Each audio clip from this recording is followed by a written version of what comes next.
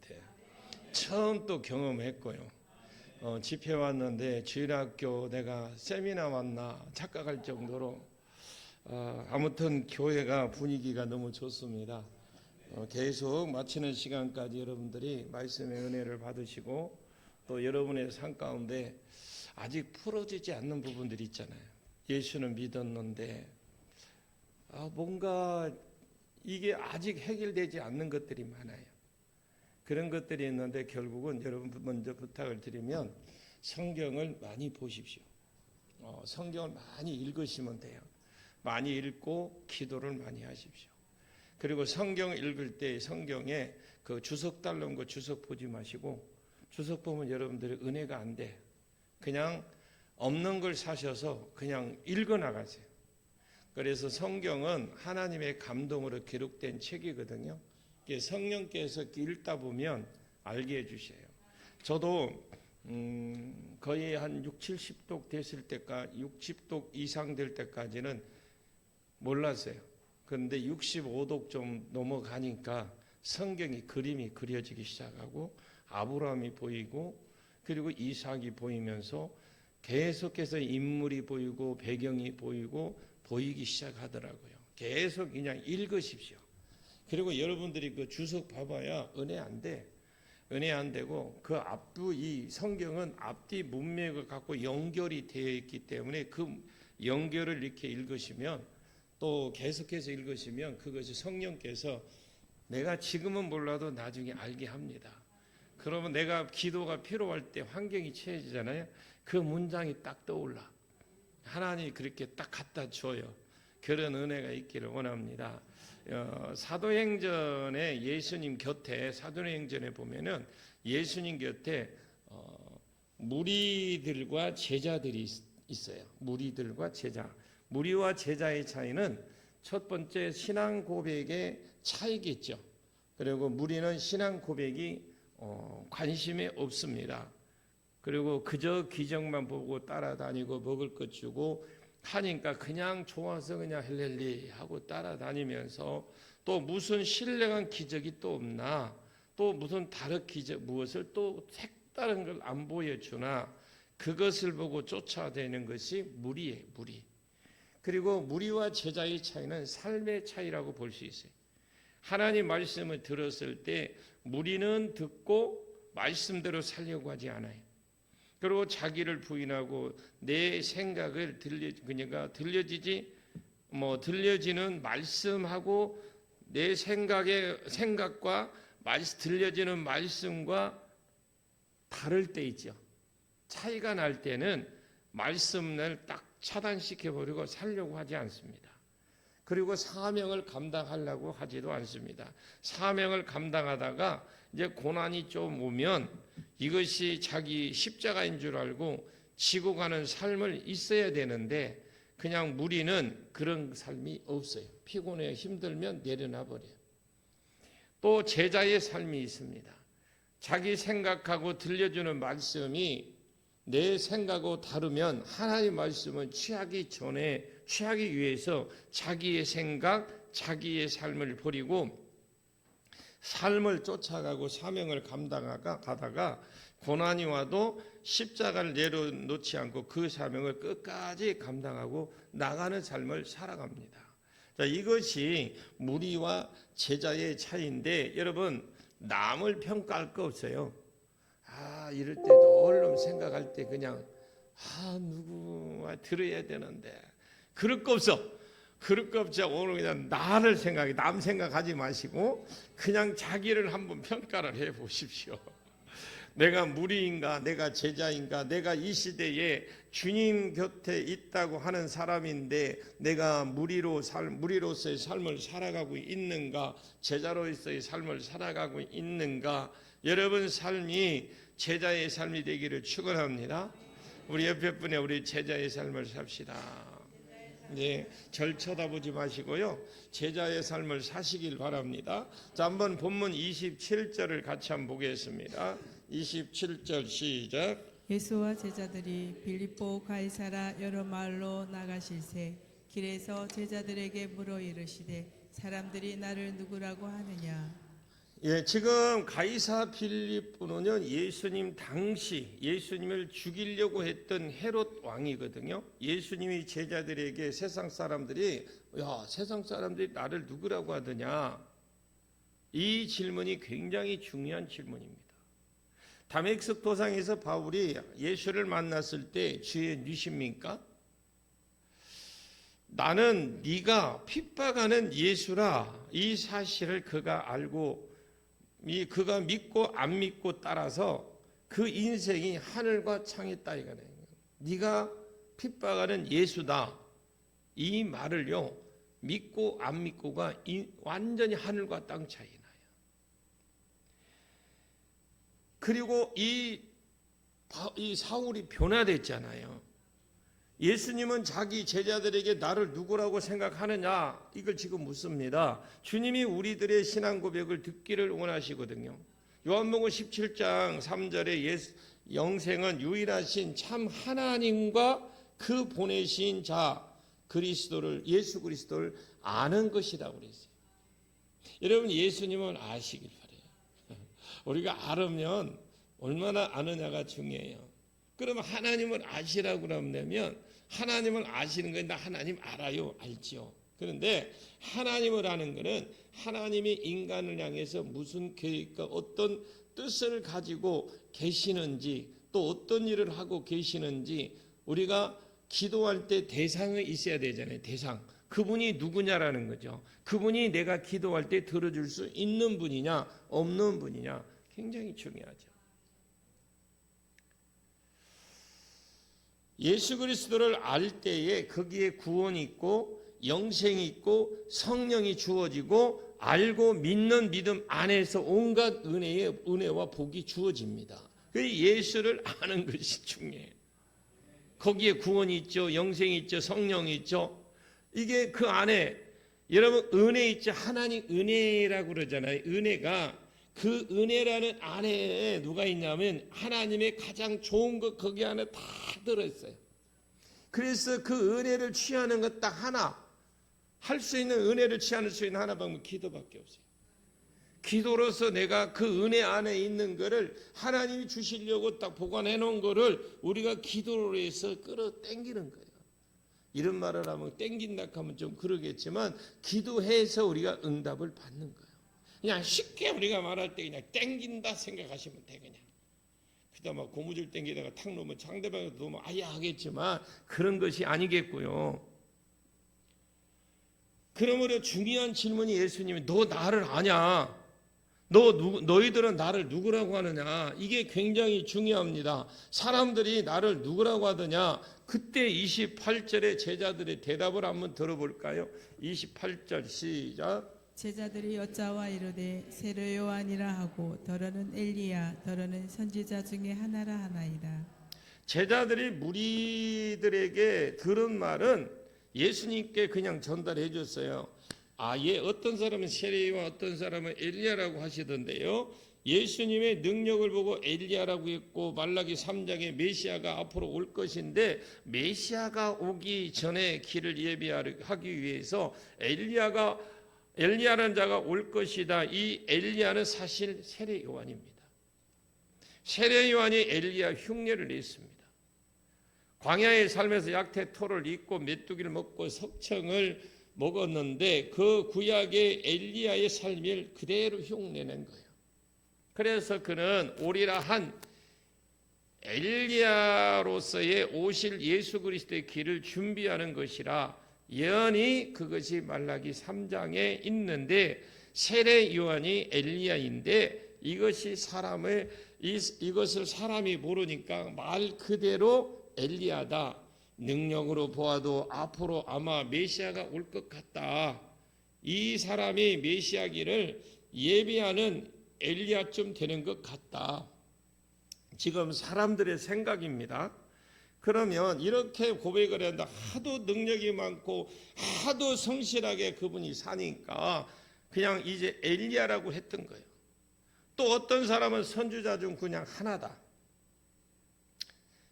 따라합니다. 참 답답한 사람. 여러분 갑갑하게 느끼잖아요. 여러분들이 성경을 읽고 말씀을 많이 들었을 거예요. 그런데 이 구절에 가면 얼마나 우리가 볼 때 답답해요. 근데 3년을 예수님을 따라다녔는데 세상 말로 서당계 3년이면 풍어를 읽는다라고 하잖아요. 3년을 예수님을 따라다녔는데 어떻게 예수에 대한 신앙 고백이 제대로 없어요. 이것이 무리이기 때문에 신앙 고백이 없는 겁니다.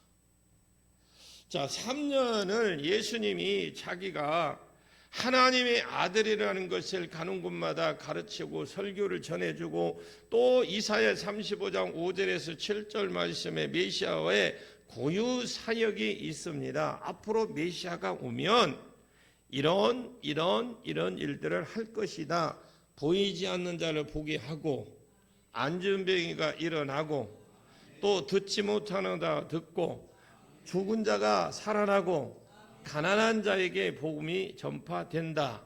자, 예수님이 이 메시아가 왔을 때에 한다는 고유 사역, 다른 선지자는 못했지만 이분은 하신다. 메시아 고유 사역을 다 행하셨어요. 지금 전부 다 하심으로 자기가 메시아임을 증명해 주었습니다. 그런데 처녀의 몸에서 잉태될 것이다. 마리아에게서 났지요. 예루살렘에 올라가서 나귀 타고 올라가고 그렇게 하셨고 자기를 드러내지 않는 것입니다. 그런데 나를 증언하지 말라고 대부분 사람들에게 부탁을 했고 성경의 그 예언대로 다 능력과 기적의 삶을 사셨는데도 예수를 제대로 신앙 고백하는 사람이 별로 없습니다. 여러분, 우리가 이 오랜 세월 동안 예수를 믿어도 진짜 우리가 예수에 대해서 정확하게 모르는 사람 많습니다. 정확하게 고백하는 사람 별로 없어요. 그분이 나의 구원자고 그분이 내가 어떤 상황에 있어서 나를 위해서 십자가에 죽으시고 그분이 부활하심으로 나의 모든 삶을 책임지시는 분이시다 라는 것을 내가 진심으로 믿고 그분을 향해서 나가는 사람 그렇게 많지 않습니다.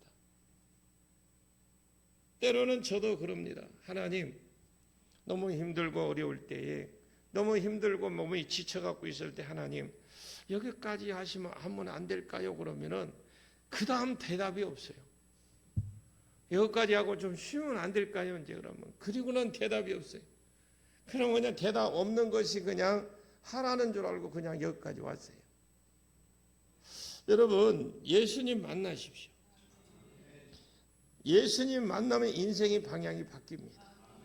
신앙 고백을 해야 예수가 그린 그리스도다는 것을 신앙 고백 자체를 해야 그 안에 구원이 있고요. 그 안에 영생이 있는데 정말 이 사람들 무리들이 답답한 사람이잖아요. 예수 믿는다고 수년을 성경 제끼고 교회 다녔는데도 예수에 대한 내 마음속에 담긴 신앙 고백이 없는 거예요. 예수 믿는다고 그랬는데 그냥 예수 그냥 수호신처럼 생각해. 4대 성인 하나로 생각하고 공자 석가모니 마음에 예수님으로 생각합니다. 자기에게 복이나 주는 그런 분으로 생각하고 필요할 때 구하면 주는 분으로 생각하고 아플 때 치료를 통해서 치료해달라면 치료해주는 하나님으로 생각해요. 이런 사람이 신앙 고백하기도 무리라고 그래요. 무리. 예수님은 참 얼마나 이걸 답답하셨을까. 3년을 따라다녔는데 너희는 그러면 그래서 세상 사람들은 됐고 그러면 세상 사람 됐고 그러면 너희는 나를 누구라고 생각하느냐고 재차 물어보셔요. 지금 29절을 한번 보십시오. 29절 시작. 또 물으시되 너희는 나를 누구라 하느냐. 베드로가 대답하여 이르되 주는 그리스도시니이다 하매. 그래 너희는 나를 누구라고 생각하느냐. 여러분 중요한 질문이기 때문에 무리에게 제자들의 고백을 듣기를 원하셨잖아요. 너무나 이 질문은 중요하기 때문에 다른 사람이 아닌 제자들에게 이제 듣기를 원하셨어요. 너희는 나를 누구라고 생각하느냐? 베드로가 나서서 그럽니다. 주는 그리스도십니다. 이 그리스도라는 말이 있잖아요. 이 그리스도라는 말은 기름 부음 받은 자다. 무엇을 위해서 기름 부음 받았느냐? 이것이 중요합니다. 우리가 예수 그리스도 하잖아요. 그리스도는 기름 부음 받은 자요. 그런 기름 부음 받았는데 무엇을 위해서 기름 부음 받았느냐? 이게 굉장히 중요합니다. 인생의 모든 죄 문제는 죄 문제잖아요. 인생의 우리 문제는 죄 문제예요. 그러면 아담이 선악을 알게 하는 나무 실과를 먹지 말라. 먹는 날에는 죽고 먹는 날에는 온갖 저주가 온다라고 이미 말을 했지만 하나님이 정하시는 이를 알고도 선악을 알게 하는 나무의 실과를 사탄에게 꾀임에 빠져서 받아 먹었어요. 먹은 뒤로 이 땅에 죽음이 왔고 먹은 뒤에 사람과 하나님과의 교제가 끊겼죠. 사람이 하나님의 형상으로 지어졌는데, 그런데 하나님의 형상으로 지어졌다라는 것은 그 하나님의 형상 안에 지혜, 성품, 실력, 지식, 하나님의 온갖 것들이 다 하나님 속의 형상 안에 들어있었어요. 그래서 첫 아담은 불을 못 피워서 원숭이처럼 산 사람이 아니고요, 예수 그리스도와 닮은 사람입니다. 사탄의 타락한 본성이 없고 하나님의 형상으로 그냥 지어진 대표적인 분이 예수님이셔요. 그래서 첫 아담이 이 예수님과 비슷한 성품, 능력, 실력, 지혜가 비슷했습니다. 아담이. 그런데 이 하나님의 형상을 잃어버린 거예요. 왜? 범죄하니까. 사람이 짐승이 되었어요. 제가 완전히 개, 돼지, 지혜 수준이 되어버린 겁니다. 성품이 사나워졌잖아요, 사람이. 하나님 교제가 끊어지고 낙원에서 쫓겨납니다. 이 모든 문제가 어디서 왔느냐? 죄로부터 출발이 된 겁니다. 구약 성경 전체를 우리가 보면은 하나님께서 이 죄 문제를 해결해 주기 위해서 메시아가 올 것이다, 이렇게 약속을 딱 해놓은 겁니다.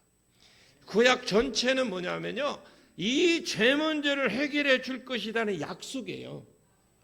그리고 이 죄 문제, 인생의 죄 문제를 해결하려고 하나님의 그 형상을 회복시키기 위해서, 하나님과 다시 그 교제를 회복하기 위해서, 잃어버린 낙원을 회복하기 위해서, 다스리는 권세를 회복시켜 주시기 위해서, 환경을 축복으로 회복해 주시기 위해서 메시아를 보낼 것이다. 이렇게 성경이 약속해 놓은 겁니다. 그분이 오셔서 죄를 대신 지고 죽고 대신 지고 죽음으로 믿는 사람의 죄 문제가 싹 해결이 되고 아담이 잃어버렸던 모든 것을 회복시켜 주겠다고 약속을 하신 겁니다. 이 약속이 메시아를 통해서 이루어진 것이다 라고 구약의 예언이 다 되어 있습니다. 베드로가 주님 메시아입니다, 그리스도십니다, 이렇게 신앙 고백을 하게 된 것입니다. 그러니 여러분 들어보니까 예수를 아는 것이 얼마나 중요한지 몰라요. 그냥 예수라고 하는 것과 그 예수가 어떤 예수인지 우리가 알고 할 때는 다르다는 거죠. 아까 그리스도는 기름 부은 자다. 무엇을 위해서 기름 부음 받는? 죄 문제를 해결하기 위해서 그 기름 부음 받은 자다. 할렐루야. 그러면서 이것이 중요한 신앙 고백인데, 이 고백 아래에서 믿음 없이 입으로만 떠드는 것이 아니라 진짜 믿는 믿음으로 드리는 이 고백 안에서 하나님과의 관계가 회복이 되고 교제가 회복이 되고 성령이 주어집니다. 하나님의 교회가 교회가 되는 복이 주어지고 음부의 권세를 이기게 될 것이고 천국에 들어가는 은혜가 주어지게 되는 거예요. 자, 모든 은혜 복이 이 신앙 고백 아래에서 출발이 된다는 걸 잊지 마시고 꼭 기억하시고, 사람이 마음으로 믿어 의에 이르고 입으로 신하여 구원에 이른다고 성경의 가르침이거든요. 그러나 이 베드로의 신앙 고백이 저와 여러분의 고백이 되기를 축원합니다. 제가 늘 입에 달고 다니는 것은 뭐냐? 예수님이세요. 오직 예수. 오직 예수. 그러면서 성령 예수님 오늘 또 성령님 저 오늘 제가 오늘 요송에 갑니다. 물론 오다가 잠은 잤지만 저는 오늘 내가 이런 생각을 해봤을 때 다리가 아프니까 우리 사모님이 아예 작정을 했더라고요. 여기까지 아예 운전을 하고 올 생각을 하고 그런데 저 주감 정도 와서 저녁을 먹고 왔습니다. 우리 정 목사님 저 때문에 신경 쓸까 봐 먹고 왔어요. 먹고 왔는데 거기 가서 내가 운전을 한다니까 괜찮겠네요. 난 사실은 괜찮거든. 왜냐하면 운전하는 데는 이상이 없거든요. 첫날에는 못 하겠더라고요. 다리 들었다 놨다 하는데 너무 아팠는데 그런데 지금은 괜찮은데 그래서 오면서 한 소리가 내가 그냥 아픈 척하고 그냥 쉴걸. 사람이 얼마나 간사한 줄 압니까? 그래도 제가 이렇게 몸을 이렇게 제가 안 쓰다가 안 쓰던 근육을 써보니까 힘들잖아요. 그래 힘들다가 이렇게 해보니까 제가 이렇게 발 다치면 옆구리에다 끼고 이 목발, 이야 그게 안 됩니다. 이게 하니까 난생 처음 68년 만에 처음 해봤어요. 했는데 아니 이게 목발하고 내 아픈 다리하고 같이 가야 되잖아. 이게 어떻게 된 게 아픈 다리가 먼지가 목발보다 그러니까 안 돼요, 안 돼. 그래서 제가 그 느낀 게 있어요. 신앙생활도 습관이 되지 않으면 안 된다. 여러분 성경을 읽는 습관을 들이시고 기도하는 습관을 들이십시오. 이게 습관이 안 되면 어느 날 갑자기 되는 것이 아니더라고요. 베드로의 신앙 고백이 저와 여러분 고백이 되기를 축원합니다. 무리가 아니라 분명히 고백을 가지고 분명한 예수를 향한 그 고백을 가지고 신앙생활하는 저와 여러분 되시길 바랍니다. 마태복음 16장 17절 말씀에 베드로의 신앙 고백을 듣고 주님이 여러분 저 신앙 고백 듣고 우리 주님이 웃으셨다고 흐뭇해 하셨는데 한번 지금 여러분들이 예수님이라고 생각하고 그 말 듣고 흐뭇해 하는 웃음 한번 지어봐요. 얼마나 그거 아니야. 내가 볼 때는 더 좋아하셨을 것 같아. 제가 사실은 이 말씀 보고 거울에 가서 내가 흐뭇해하는 모습을 봤는데 아무리 흉내를 내도 안 돼. 예수님이 얼마나 흐뭇해하셨을까? 그 말씀 뒤를 들어보면요 얼마나 흐뭇하신지 알아요. 내 마음이 기쁘셔서 베드로에게 요한의 아들 시몬아 네가 복이 있다고 그러는 거예요. 여러분 그 한마디에 복이 있다고 그러잖아요. 이것을 알게 하시는 건 네가 아니고 너희 전부 다 하늘의 아버지가 이것을 알게 해 주었다고 말씀하시면서 내가 너에게 네가 신앙 고백한 신앙 고백 위에 네 교회를 세우겠다. 그래서 하나님과 하나님의 교회가 되는 복을 주고 음부의 권세가 너를 이기지 못할 것이다. 지옥의 권세, 죽음의 권세를 이기지 못하는 복을 받았어요. 내가 너에게 천국의 열쇠까지 줬어요. 여러분 전혀 그랬잖아. 아까 내가 그러니까 흐뭇해한 모습이 없어. 여러분 왜? 우리는 늘 달라고 했던 그런 게 있어. 습관들이 있잖아. 그냥 무조건 달라고만 해. 그죠? 안 그런 척 하지 말고 달라고 하잖아요. 달라고 그래. 하나님 나라는 들어가는 복과요. 하나님 나라에 들어가게 할 수 있는 복을 들어가는 복과 하나님 나라에 들어가게 할 수 있는 복 하나님 베드로에게 이 신앙 고백 이후에 베드로에게 주었어요. 여러분 무리가 되지 마시고 제자가 되셔서 바른 신앙 고백을 하시고 또 교회에 출입하심으로 여러분의 삶 가운데에 하늘문이 열리고 여러분의 삶 가운데 아담이 잃어버렸던 모든 그 복들이 그리스도를 믿는 믿음과 고백 아래에서 회복되시기로 또 회복대로 실제로 여러분에게 부어지는 삶이 있기를 축복합니다. 이게 예수님이 베드로가 그 예수 고백 신앙 고백 하나 잘하니까 오만복을 다 받았잖아요. 여러분 이번 성에 이 오만복 다 받으세요. 받을 수 있는 자격이 있어요. 이 정중교회 오는 거 그냥 올 수 있는 게 아니야.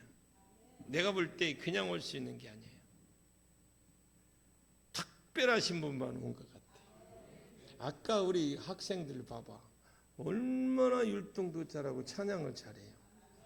뭐 어린아이 할 것 없어. 그냥 안 본 사람은 말하지 말라고 그래. 자, 30절에서 31절 보겠습니다. 30절 31절 시작. 이에 자기의 일을 아무에게도 말하지 말라 경고하시고 인자가 많은 고난을 받고 장로들과 대제사장들과 서기관들에게 버림받아 죽임을 당하고 사흘 만에 살아나야 할 것을 비로소 그들에게 가르치시되 자기의 일을 아무에게도 말하지 말라고 경계를 하셨는데 자기가 메시아요 죄 문제를 해결하기 위해서 온 그리스도라는 것을 자기 당신의 일이거든요. 이 일을 아무에게도 하지 말라고 했습니다. 우리가 생각하기에는 내가 그리스도다, 내가 그리스도 온다고 했던 메시아 예언을 했던 온다고 예언했던 선지자 중 하나가 아니고 내가 길을 예비하는 엘리야가 아니고 내가 세례 요한도 아니고 내가 그리스도다. 이 사실을 좀 전해라. 그런데 내가 무슨 놈은 뭐 이순신 영을 받았는지 뭐 나의 죽음을 저기 알리지 말라고 하듯이 그냥 내가 그리스도라는 걸 알리지 말래. 이분이 무슨 이순신 영을 받았는지. 주님은요 지금 왜 이런 말을 하냐면 예루살렘에 지금 올라 6월절 페이스 조절을 하고 있어요. 그까지 가는데 만약에 중간에 이 소문이 나면 유대인들이 나타나서 중간에 죽을 수도 있잖아요. 그러니까 그걸 페이스 조정을 하고 예루살렘 6월절까지 가는데 주님이 죽으시는 날을 맞추기 위해서 페이스 조절을 하는 거예요. 마가복음 6장에 예수께서 제자들의 12제자들을 파송한 것 때문에 예수가 세상에 확 떠버렸어요. 오병이어의 기적을 일으킴으로 사람들이 많은 떡을 먹고 작은 떡덩어리를 가지고 수만 명 먹은 뒤에 예수가 유명해지고 왕을 삼으려고 했던 그런 데 있어요. 이야, 저런 사람 왕으로서의 무리 굶어 죽지는 않겠구나. 만약 이 소식이 사내들인 그 공회에 예루살렘 종교 지도자들에게 이 소식이 들어갔어요. 종교 지도자들이 시기를 해서 내게서 예수를 잡아 죽이려고 하고 계속해서 갈릴리에서 사람들을 파송해서 꼬투리를 잡아서 예수를 이단화시키고 죽이려고 계속해서 사람을 그 이후에 계속 끊임없이 보냈습니다. 지금 예수가 공생애가 다 되기도 전에 6월절에 양으로 오셨잖아요. 십자가에 죽으시기로 오셨어요. 그런데 6월절 되기도 전에 지금 죽을 판이에요. 그래서 때가 되면 오신 주님이 자기 때가 되었을 때에 십자가에 치시기 위해서 지금 페이스 조정을 하고 계시는 거예요. 내가 메시아 대응을 아무에게도 알리지 마라. 아무에게도 알리지 마라. 나중에 성령을 받고 내가 전해라 할 때가 있을 것이다. 그때까지는 입 딱 다물어라. 그러면서 인자가 많은 고난을 받고 장로들과 대제사장과 서기관들에게 버림받아서 죽임을 당하고 사흘 만에 살아나야 할 것을 비로소 저에게 그때부터 가르치기 시작했던 거예요.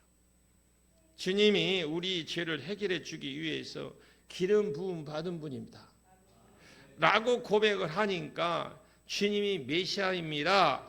비로소 자기가 어떤 일을 메시아로 오셨는지 무엇을 하기 위해서 기름 부음 받았는지 말씀하고 그때서 이제 자기가 무엇을 위해서 그리스도로 오셨는지 무엇을 위해서 기름 부음 받았는지 이제 구체적으로 말씀하기 시작한 거예요. 이때부터 자, 그것이 인자가 많은 고난을 받아야 된다. 마태복음 16장 21절 말씀에 똑같은 본문인데 인자가 예루살렘에 올라가서 말씀이 있습니다. 인자가 예루살렘에 올라가서 많은 사람에게 버림받고 대제사장과 장로들과 제사장들 서기관들에게 버림받게 되고 죽임을 당하고 사흘 만에 다시 살아날 것이다. 자기가 무엇을 위해서 이 땅에 기름 부음 받았느냐? 예루살렘에서 6월절 날 6월절 어린 양으로 백성들이 죄를 대신 지고 고난을 받은 것처럼 사람의 죄를 대신 지고 십자가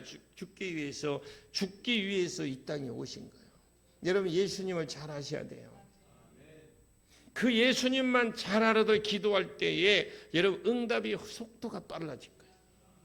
우리가 그냥 맹목적으로 기도하는 것과 어떤 그 예수가 어떤 예수인지 그분이 무슨 일을 하기 위한지 알고 기도하는 것과요 대상이 달라.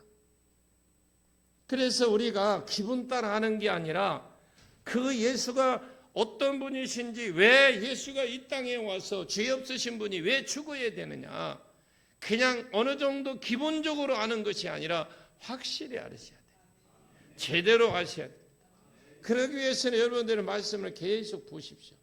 말씀을 보게 되면 창세기에서 예수님 만나고요, 출애굽기도 예수님 만나고, 레위기도 예수님 만나고, 여러분 계속 읽는 곳마다 다 예수를 만나게 돼 있어요. 예루살렘에서 그랬죠. 그런데 대제사장과 서기관 장로들에게 버림받아서 십자가에 달려 죽음을 당하기 위해서 다른 사람의 죄를 지고 죽기 위해서, 그래서 죄 문제를 해결해 주고 사람들에게 하나님과 관계, 형상, 교제, 낙원을 회복시켜 주시기 위해서 자기가 이 땅에 왔다라는 것을 비로소 이제 말씀하기 시작한 거예요. 사흘 만에 죽임을 당하고 사흘 만에 다시 살아나고 사흘 만에 다시 사는 것은 죽는 것은 우리의 죄를 지고 죽는 것이다. 예수가 사는 게 아니고 예수가 살고 싶어서 내가 그렇게 해야 된다고 산 게 아니라 하나님이 다시 살리셨어요. 아멘입니까? 중요한 거예요. 왜 사람이 왜 죽습니까? 죄 때문에 사망이, 죄값은 사망이잖아요. 만약에 예수가 죄가 있었으면 못 살아. 왜? 죄값이 있기 때문에, 사망이기 때문에 살 수가 없어요. 예수가 산 게 아니라 하나님이 살리셨다. 우리도 예수 안에 죽고 나면 하나님이 죽은 우리를 다시 살릴 겁니다. 그리고 부활하고 승천해서 하나님이 준비한 그 찬란한 영광 가운데에 들어가는 것처럼 너희도 죽고 나면 다시 살려서 하나님이 예비한 영광 가운데로 들어갈 것이다. 이게 예수님의 우리에게 증언해 준 말씀이에요. 자, 32절을 한번 더 보겠습니다. 32절 시작. 드러내놓고 이 말씀을 하시니 베드로가 예수를 붙들고 항변하매. 예, 아예 내놓고, 이게 원어에 보니까 미완료로 돼 있어요. 드러내놓고. 이 말씀을 계속해서 반복하셨다라는 겁니다. 나는 그리스도다. 나는 예루살렘 올라가서 대제사장과 장로들 손에서 죽임을 당할 것이다. 그리고 사흘 만에 살아날 것이다. 또 너희 죄를 지고 죽는 것이다. 그런데 내가 다시 살 것이다. 계속해서 반복적으로 미완료로 돼 있으니까 계속해서 말씀해 주신 겁니다. 그 뒤에 32절에 드러내놓고 이 말씀을 하시니까 베드로가 예수를 붙들고 항변을 했다고 그러죠. 항변. 뭐요 그거? 허허이, 참 젊은 사람이 말이지. 그러면 돼요 이렇게 한 거예요. 왜? 베드로가 나이가 많거든요. 베드로가 지금 이렇게 항변한 이유가 뭔 줄 압니까? 지금 원어에 보니까 베드로가 예수님 꾸짖었다고 돼 있어요. 막아섰다라는 거죠. 예수님 안 됩니다. 죽으면 죽는다니요. 절대로 그럴 수 없습니다. 마태복음 6장에 주여 결코 이런 일이 예수님이 죽는 일이 주님께 미치지 않을 겁니다. 왜 베드로가 그랬을까요? 신앙 고백을 했습니다. 주님은 우리 죄를 위해서 기름 부음 받은 분이십니다. 그러면 나는 그리스도인인데 사실은 너희 죄를 지고 지금 예루살렘에 올라가서 6월절날 죽기 위해서 왔다. 아니 지금 베드로가 지금 뭐 하는 짓입니까? 여러분 막으면 안 되잖아요. 돼요? 안 돼요? 안 된다고 하면 뭔가 반응 좀 있어 줘봐. 우리가 만약에 막았으면 우리 여기 못 있어. 지금 막 베드로가 막기 시작을 합니다. 막으면 안 되거든요. 지금까지 그냥 선생님 이러면서 그냥 찌그러져서 내내게 그렇게 하고 살았는데 이제 약간 호통치는 형으로 꾸짖었습니다. 언어에 보면 허허이 죽다니요 죽다니요 안 되지요 안 되지요. 왜냐? 자기가 왜 그러느냐면 그런 말을 하냐면 자기가 예수님을 따라다니려고 모든 거 다 버리고 따라왔잖아. 투자한 세월이 있어요 없어요? 그냥 이렇게도 해봐. 있어 이분이 지금. 그런데 지금 다 버리고 왔는데 투자한 것이 얼마인데 아니 이제 와서 죽는다니요? 안 되지요. 허허이 나이도 젊은 사람이 죽으려고 하면 안 됩니다. 이러면서 자꾸 막은 거예요. 왜 막았을까요? 이것이 메시아 관이 달라서 그래요. 구약 성경에 보면 메시아가 올 것에 대해서 여러 군데 예언이 되어 있어요. 구약 성경에. 그런데 구약 성경의 단점이 뭐냐면 예언은 되어 있는데 이렇게 올 것이라고 예언은 되어 있는 단점, 초림 예수와 재림 예수가 구분이 안 돼 있어요. 그게 단점이에요. 우리는 이미 초림 예수가 와 있는 상태에서 우리가 지금 살고 있기 때문에 우리는 알아요. 알지요? 어떻게 보면 메시아 올 것에 대해서 말씀하면서 고난의 종으로 이런 말이 나와. 대표적인 내가 이사야 53장과 시편 22편에 보시면 하나님이여 어찌하여 나를 버리셨나이까? 제자가 나를 팔았다? 내가 십자가에 못 박혀 죽는다? 이런 내용들이 쭉 죽는 거예요. 이 양반이 구원으로 온다 하시는데 십자가에 죽는다? 제자가 나를 판다? 이사야 53장에도 보시면 뭐라고 나와 있습니까? 그가 찔림 우리의 허물을 인함이라. 그가 상함은 우리의 죄악을 인함이라. 그가 징계를 받은 우리가 평화를 얻었고 그가 채찍을 맞음으로 우리가 나음을 입었도다. 우리는 다 양 같아서 그래 행하여 각기 제 길로 갔거늘 여호와께서 우리의 죄악을 그에게 담당시킨 것이다. 도수장으로 끌려가는 양같이 그의 입을 열지 아니하였으며 털 깎는 잠잠한 양같이 어린 양같이 그 입을 열지 아니하였으며 계속해서 고난을 받는 그 메시아에 대해서 말씀한 거 구약이거든요. 그런데 어떤 것을 또 읽어보면 똑같은 메시아에 대해서 예언한 건데 이방 나라를 팍 부수고 왕 중에 왕이 되셔서 만왕의 왕이 되셔서 하나님 우편에 앉아서 다스리는 내용 어느 한 곳에 보면 그때 자기를 믿는 백성들과 함께 영광 가운데 들어가는 내용이 나오는 거예요. 또 그 대표적인 구절이 다니엘서 2장과 시편 110편, 다니엘서 7장 인자가 구름 타고 와서 왕 노릇하는 내용이 나와. 우리가 초림 예수가 오신 이후에 살고 있기 때문에 초림 예수 하면 이 이야기라면 어떻게 해요? 이 이야기는 초림 예수에 대한 말이구나, 예언이구나, 이 말은 주님 예수 재림 메시아를 말하는구나, 우리는 잘 알아요. 초림 예수가 이미 왔고 앞으로 우리가 재림 예수가 올 거라는 걸 우리가 이미 알고 있잖아요. 딱 구분이 되죠? 안 돼요? 되시죠? 초림 예수는 뭐예요? 구원자로 오셨어. 그러면 재림 예수는 심판주로 오신단 말이에요. 근데 아직 재림 예수는 아니거든요. 구약 사람들은 초림 예수인지 재림 예수인지 구약에는 구분이 안 돼 있어요. 근데 들어보니까 거의 뭐 어떤 데는 뭐 왕노릇하고 막 그러고 어떤 데는 고난만 당하는 거예요. 그래서 초림 예수가 십자가에 지는 것을 아직 보지 못했기 때문에 이것이 구분이 안 된 거예요. 그러면 똑같은 메시아 둘 중에 하나를 여러분 골라 잡아 해야 돼. 어떤 여러분들이 진짜 이제 그걸 모른다 치고, 자, 고난 예수가 있고 왕으로 다스리는 예수가 있어요. 그럼 여러분 어디 선택할 거예요? 그죠? 구약에 있는 사람들이 왕으로 된 이 메시아를 선택을 한 거예요. 그러니까 관이 다르죠. 메시아 관이 달라. 좋은 예수, 구원자 예수, 다스리는 왕으로서 예수, 이런 것을 찍은 거예요. 그래, 그 당시에 노마가 지금 이스라엘 백성이 지금 예수님이 예루살렘에 올라가실 때 십자가로 치러 가실 때에 그때 노마가 다스리고 있기 때문에 이스라엘 자체는 속국으로 있어.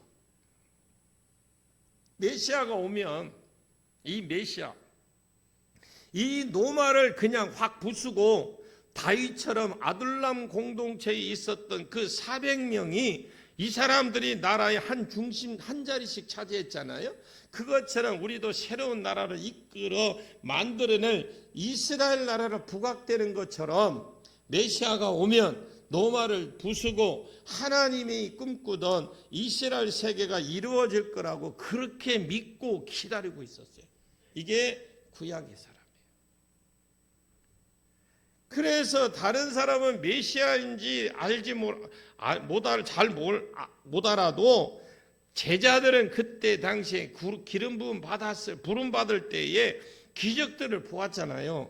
기적들이 뭡니까? 모든 것을 어떤 사람은 아버지를 포기하고 왔지요. 제자들 중에 어떤 사람은 돈도 포기하고 왔어요. 세리, 마태, 돈 포기하고 왔죠. 어떤 사람은 배를 포기하고 왔어. 그리고 그리스도를 쫓아온 겁니다, 지금. 그래서 거지처럼 걸뱅이처럼 3년 동안 예수님을 따라다닌 거예요. 먹을 것도 제대로 못 먹어가면서. 그런데 6월절 예루살렘에 올라가시면 헤롯이 죽이고 빌라도를 죽이고 노마를 부숴버리고, 그래서 우리도 한자리 예수님이 왕에 오르면 내가 예수와 더불어 12지파를 다스리는 꿈을 꾸고 있어. 그래서 내가 좌의정 우의정 막 한자리 해먹으려고 중간에 가다가 싸움도 일어났잖아요. 그것이 제자들이 그 당시에 가지고 있는 메시아의 관이에요. 여러분, 우리는 메시아관을 뭘로 가지고 있어요? 어떻게 가지고 있는지 모르겠어요. 그런 그림을 가지고 메시아를 지금 섬기고 있는 거예요. 그렇게 고백을 했는데 예수님은 내가 비로소 가르쳐 줬는데 나는 메시아로서 너희 죄를 지고 죽기 위해서 예루살렘에 올라가서 죽기 위해서 온 메시아다. 아니, 뭐라고 말씀하십니까? 그러면 지금 절대로 이런 일이 미치지 않을 것입니다. 누가? 베드로가.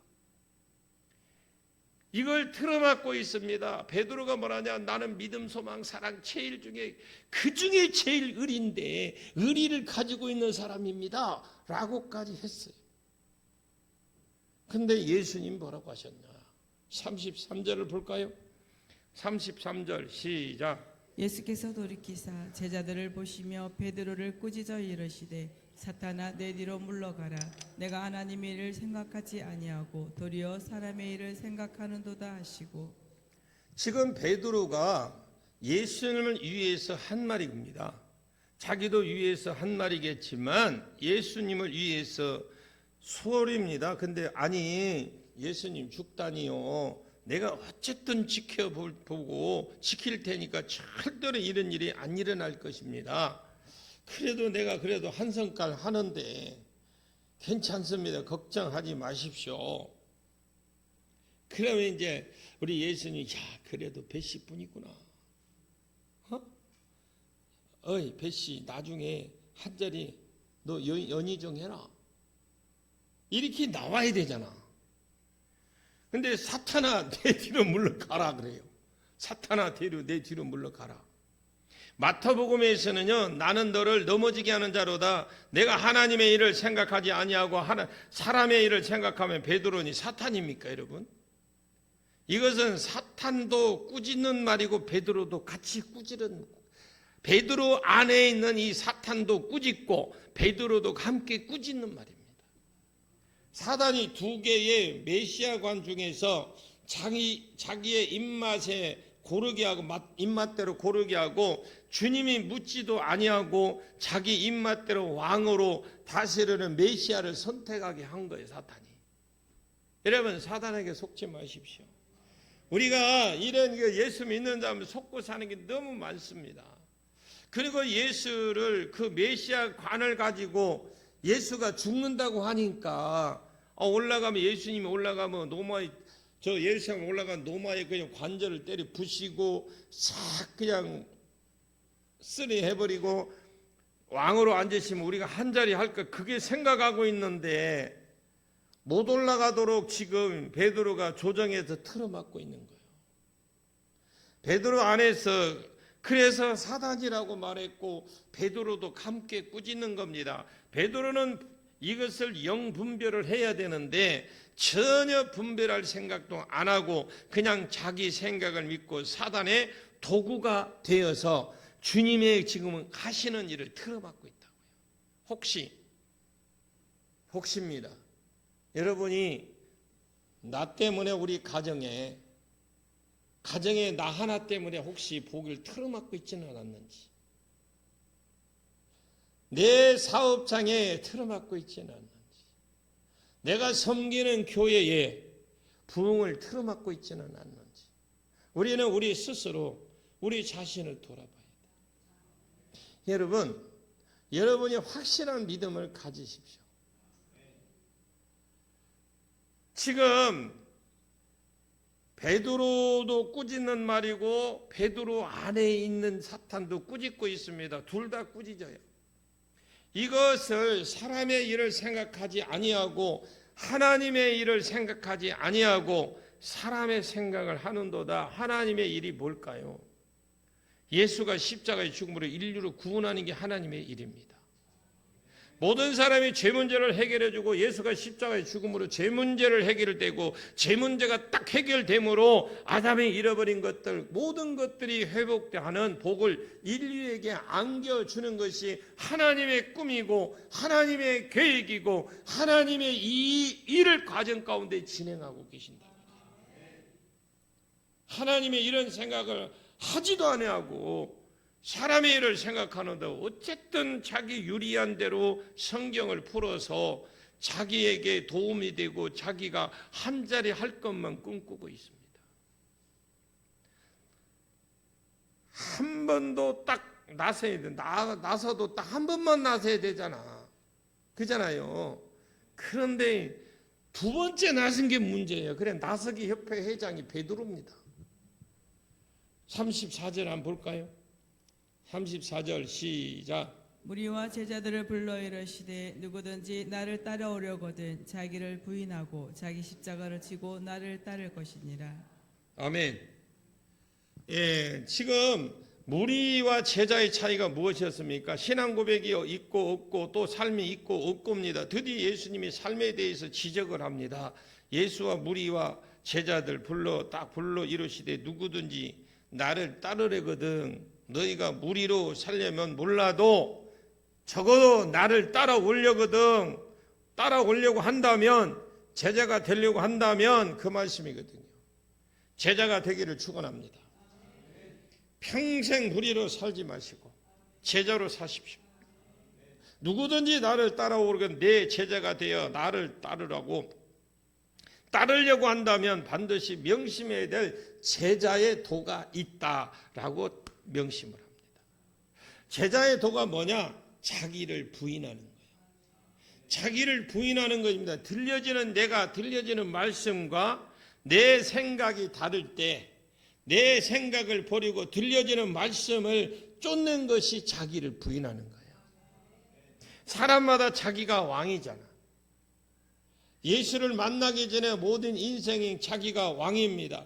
그래서 자기 인생대로 삽니다. 민혜경이 내 인생은 나의 것 하잖아. 나는 거기까지밖에 몰라요. 그 뒤로는 몰라. 내 인생은 나의 것이다 하면서 자기 생각대로 살아. 많은 사람이 자기가 왕입니다. 그런데 예수를 만난 사람이 무리가 아니고 제자의 삶을 살고자 한다면 자기를 부인해야 된다. 자기의 기준이 있고 자기 나름대로 생각이 있고 삶의 형식이 있고 방식이 있는데 들려지는 말씀 있죠. 들려지는 말씀이 그 형식과 방식이 다르고 자기 생각과 다르면 갈등하고 고민하지 마시고 자기 생각을 버리고 자기 삶의 습관을 버리고 들려주는 말씀을 따르는 것, 이것이 자기를 부인하는 거예요. 예를 들어서 내가 지금 어떤 싫어하는 사람이 있다고 합시다. 저는 싫어하는 사람 없어요. 혹시 오해하지 마십시오. 혹시라고 했어요. 아마 그 사람 보면 밥맛일 거예요. 밥맛.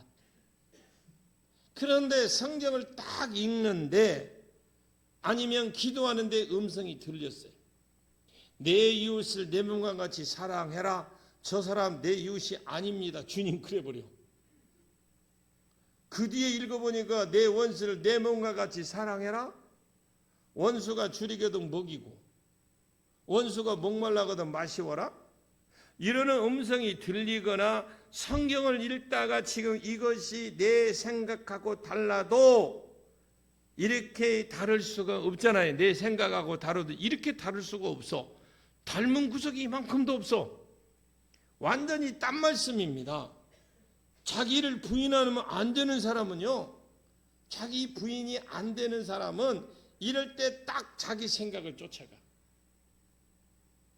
자기 고집을 따라가고 주의 말씀은 그냥 버려버려요. 이것이 무리예요. 이거예요. 원수 없으시죠? 원수 없으시죠? 있으면 버리십시오. 다 내려놓으십시오. 신앙 고백이 없을 뿐만 아니라 삶이 없는 겁니다. 자, 주일 성수해라. 주일날 일하지 말라. 장사 주일날 장사하지 마라. 자기 생각에는 주일날 장사 안 하면 망할 것 같아. 힘든 교회에 겨우 와 주었는데 올까 말까 고민하다가 와 주었더니 야! 주일날 가게 문 열지 마라 하네. 예배도 드릴까 말까 한데 속 안에서 막 갈등이 확 올라오고 있는데 그냥 자기 생각대로 해버리는 거죠. 그게 누가 그랬느냐? 내가 그랬어. 옛날에. 내가 그랬다니까. 내가. 경험자예요. 경험자. 경험했던 저예요. 예배도 지금 드릴까 말까 한데 바빠 죽겠는데 이것이 자기를 부인 안 되는 사람이거든요. 자기가 부인이 안 되면 사람은 제자가 될 수 없어요. 자기 부인이 안 되는 사람은 따라합시다. 주님이 쓰실 수가 없다. 아니 자기가 부인이 안 되는데 어떻게 예수가 그 사람을 쓸 수 있겠습니까? 어떻게 예수가 그 사람에게 왕로로 살 수 있고 어떻게 예수가 그 사람을 사용할 수 있겠습니까? 자기 부인이 안 되는데 창세기 22장에 보니까 주님이 아브라함아 100살에 낳은 아들 이삭 독자 이 아들 이삭을 모리아산으로 데리고 가서 그곳에서 내게 번제로 드려라. 여러분 이 번제가요 어떻게 해서 싹 홀라당 태워서 드리는 제사가 번제 뭐라고요? 한번 해봐. 싹 태워 드리는 전에 그래서 잘 타게 하기 위해서 이 꺾어지는 부분 있죠 다 잘라. 이 굽여지는 부분 자른다라는 말이 있죠. 왜? 잘 태워야 되니까. 그래서 자른다 이 말이에요. 그러면 아들을 잡아서 지금 잘 태우려고 하면 어디 칼로 지금 잡아야 돼. 각을 떠서 꺾어서 부분을 다 자른다. 그리고 3절에 22장 3절에 아브라함이 아침에 일찍 일어나서 번제에 쓸 나무를 쪼개 모리아산으로 지금 갔습니다. 이것을 확 잡아 죽이려고 하니까 하나님이 시험해보기 위해서 그랬다가 하면서 이제 네가 나를 사랑하는 줄 알았다면서 복을 주시는 내용이 쭉 나오는데 이 나머지 부분은 내일 아침에 하겠어요. 기도하겠습니다. 하나님 아버지 감사합니다. 여기까지 인도하신 하나님 감사하고 우리 정중교회를 축복합니다. 아버지 이렇게 귀한 시간을 허락해 주셨사오니 한 분 한 분 우리만 오는 것이 아니라 꼭 필요한 사람들을 보내주시고 함께 올 수 있도록 은혜를 베풀어 주시옵소서. 특별히 하나님 우리가 예수를 잘 알기 위해서 정말 우리가 그 예수가 어떤 예수인지 알고 바로 믿어서 우리가 하나님이 주시는 그 복을 누리면서 살아가고 문제도 해결되고 육체도 치료받고 능력도 받고 은사도 임하는 귀한 성회가 되게 해 주시옵소서. 예수님의 이름으로 기도하옵나이다.